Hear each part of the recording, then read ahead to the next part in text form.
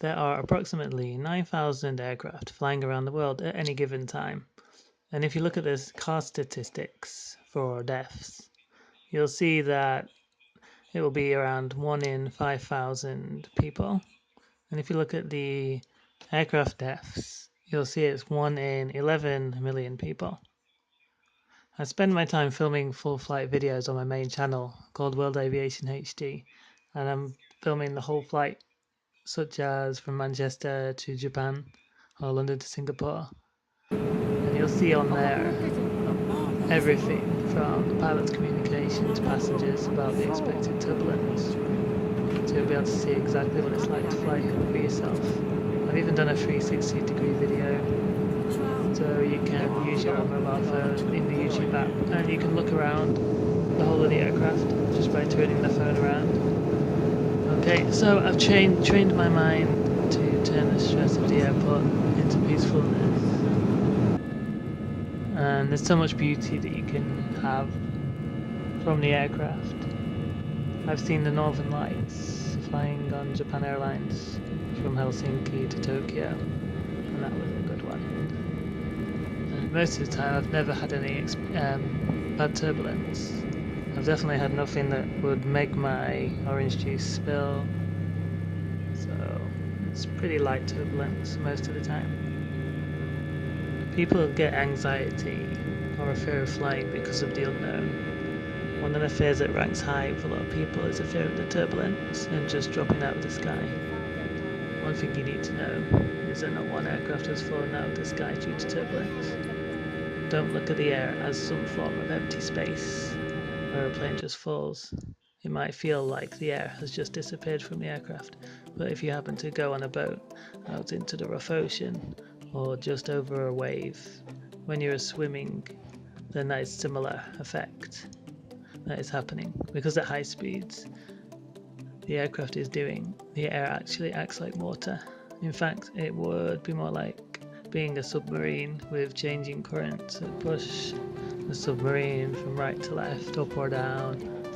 Most airliners now avoid the turbulence whenever they can because it really isn't that comfortable anyway, and the pilots don't want to feel uncomfortable either because they don't want to spill their drink or whatever. I don't know.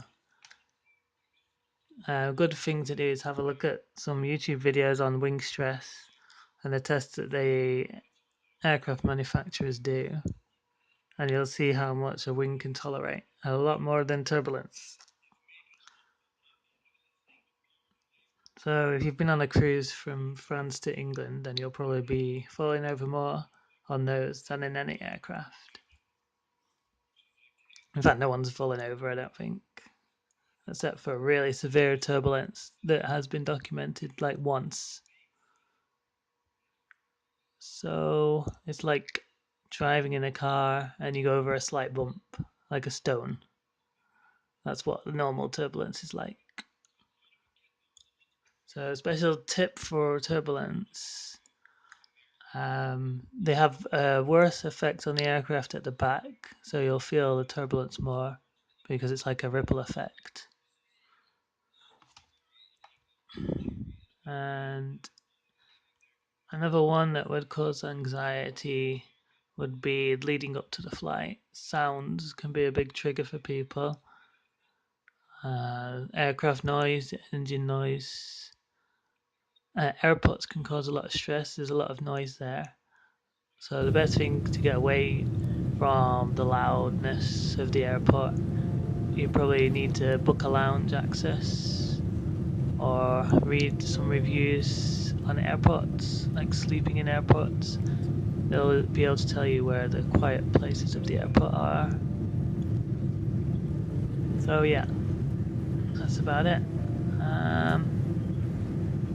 You can also book shorter flight routes, or you can break your route in half. You just have to look at, say, Google Flights and search for a stopover. Maybe you can take a day halfway in another country. Other things, maybe you can go with an airline that has new aircraft, usually because it's got better air quality, so you can sleep better. I've experienced the A350, that's a new aircraft, and the air quality is really good. It can decrease the cabin altitude lower because it's a stronger aircraft, so you can breathe better. Good luck. And it's quieter. The aircraft's got better insulation. Also, the 787 is very similar. Pretty much the same. Yeah, 600 is good. Yeah. So I'll put a few links onto my blog as well. And you can just watch any of the full flight videos that I've done. Pretty much the same. Okay, thank you.